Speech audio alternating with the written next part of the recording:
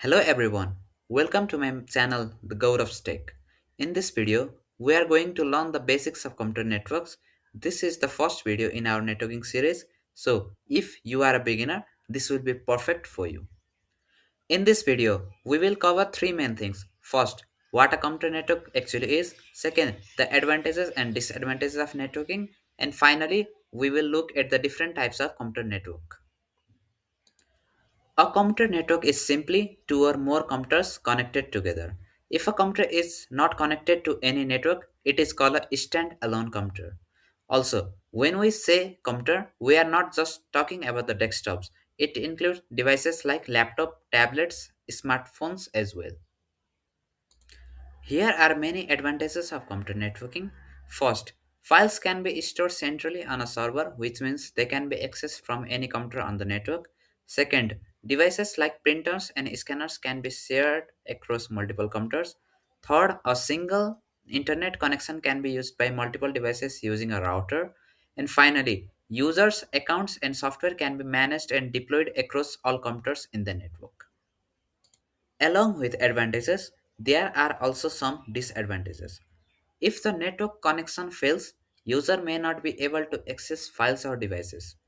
In large networks, performance can become slower and less reliable. Also, managing a network requires specialized knowledge and skills. There are three main types of computer networks: personal area network or PAN, local area network or LAN, and wide area network or WAN. Let's understand each one in detail. A personal area network or PAN is used within a very small area. Usually, it is centered around a single person. It commonly uses Bluetooth technology, which has a range of about 10 meters.